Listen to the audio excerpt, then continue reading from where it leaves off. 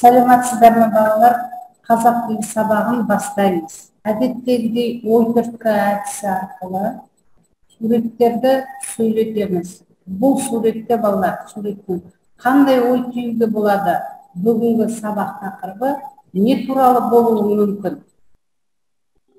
Саяхаттап жүрген адамдар бейнеленген. Жазғы демалыс болуы мүмкін. Суретте жалпы адамдардың серуен құрып, табиғатты қызықтауы бірінші суретте. Өзіне қажеттілік бойынша басқа бір жерге ерікті саяхаттап, серуендеп жүргені бейнеленсе, үшінші суретте білімге жаны құштар, әртүрлі шет мемлекеттерде білім алу, саяхаттауды мақсат еткен жастардың арманы бейнеленген.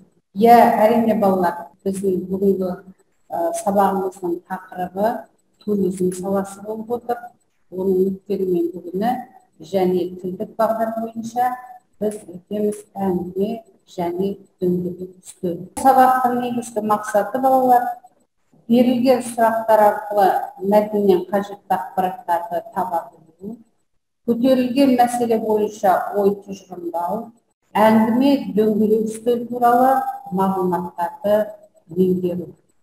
Бағалау критерийлері бойынша белгілі бір аудиторияға арналған терминдер мен ұғымдарды, тілдік оралымдарды анықтай алады.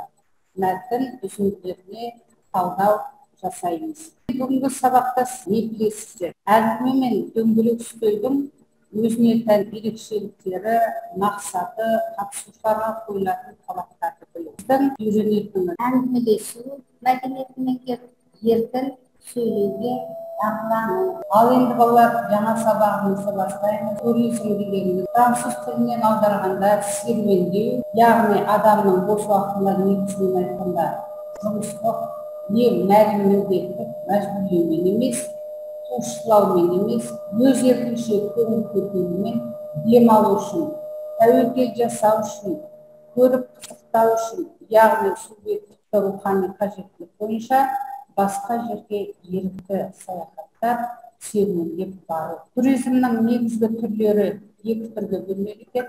Ол ішкі және кірмелі. Ішкі дегеніміз балалар, туристердің бір мемлекет ішіндегі қозғалысы, кірмелік мемлекеттің аумағында тұрақты тұрмайтын адамдардың осы мемлекет шегінде саяхаттауы.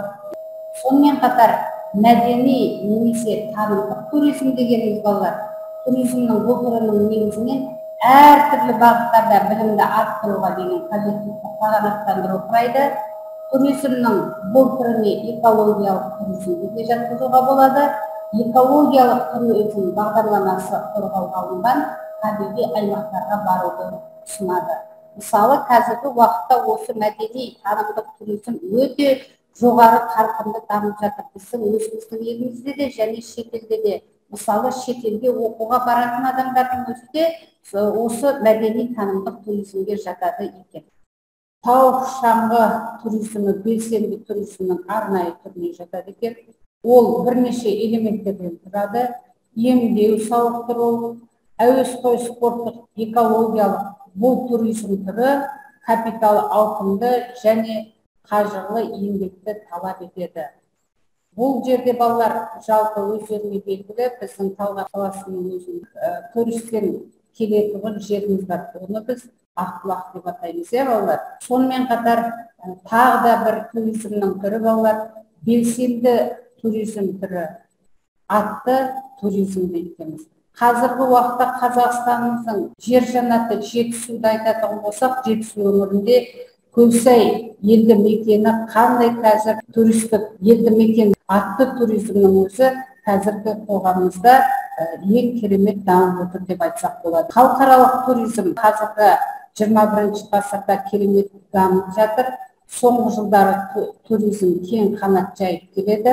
Халықаралық туризм елдер үшін ең жоғары кіріс әкелетін негізгі қатынастардың бөлігі. Балалар, туризм сөзіне орфографияма кесте жасаңыздар, жазған сөздерінің дәл осы ұғыммен байланысын түсіндір. Туризмға жалпы саяхаттау, мәдени туризм, спортпен шұғылдану, жалпы осыны жатқызуға болады деп ойлаймын. Туризмге жататын нәрселер саяхаттау, емдік сауықтыру, іскерлік, діни, мәдени танымдық, әлеуметтік экологиялық, спортпен шұғылданудың барлығы осы туризмнің аясына келіп сыяды екен. Енді ары қарай тақырыбымыздың тілдік бағдарына келетін болсақ, әңгіме және дөңгелек үстел деп берілген болатын. Енді әңгіме дегеніміз не, балалар? Соған баса назар аударуымыз керек. Әңгіменің негізгі мақсаты белгілі бір тақырып төңірегінде жиналған көпшіліктің сұрақ қойып, не өз пікірін айтуына мүмкіндік беру.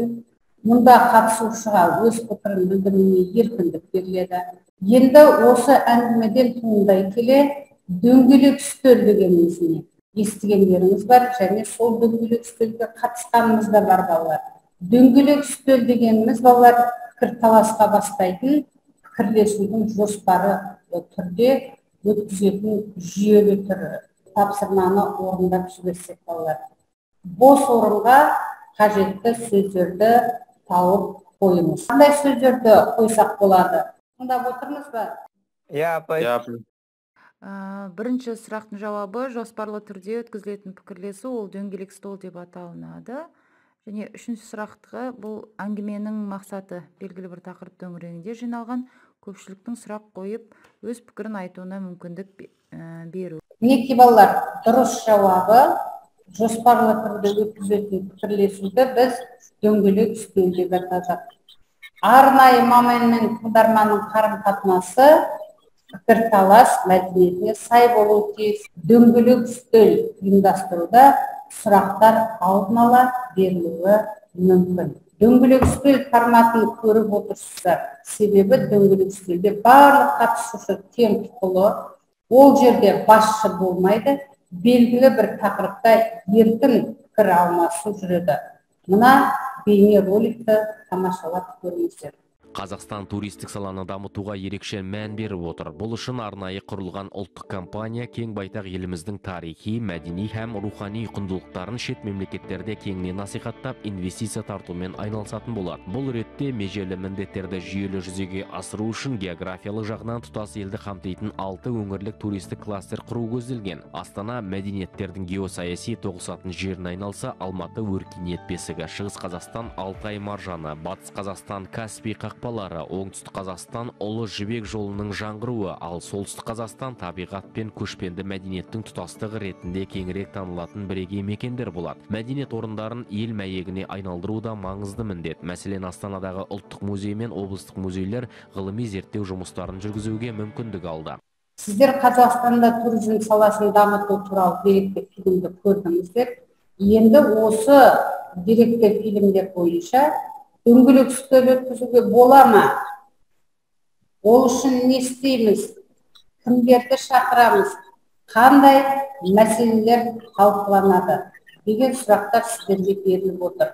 Біз жаңа әңгімені және дөңгелек үстелде негізгі мақсаттары мен жететін жетістіктерін айтып берген болатынмын. Сол бойынша дөңгелек үстелді қалай өткізуге болады? Жауап берсеңіздер. Біз дөңгелек стол өткізсек болады. Ол үшін біз туризмнің болашағы туралы тақырып алсақ болады. Иә, сонда біз туризмге қатысы бар жаңағы адамдарды да шақырсақ болады. Әрине өткізуге болады. Бүгінгі өткен тақырып еліміздегі ауқымды мәселе. Фокус формуласына сәйкестендіре отырып, сабақ тақырыбы бойынша өз пікіріңді жаз. Рефлексия, өрмекші торы әдіс, балалар, әрқайсыларыңыз өздеріңіздің бір-бір пікірлеріңізді. Бүгінгі сабақта біз туризм туралы және де саяхаттау туралы тағы да айтатын болсақ, круглый стол туралы білдік. Круглый стол дегеніміз ол круглый столдың бастығы болмайды. Барлығы ақылдасып істейтін дөңгелек үстел деп аталады. Тағы да кім өз ойын айтады?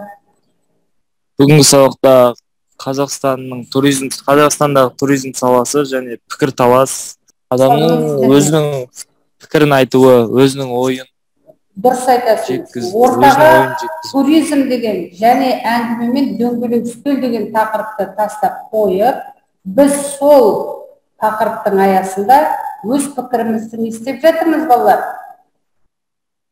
Ортаға айтып жатырмыз. ортаға Ортаға. салып отырмыз. Туризм гүлденбей, тұрмыс түзенбейді тақырыбында бүгінгі сабақта көтерілген мәселе бойынша қажетті ақпараттарды пайдалана отырып эссе жазу.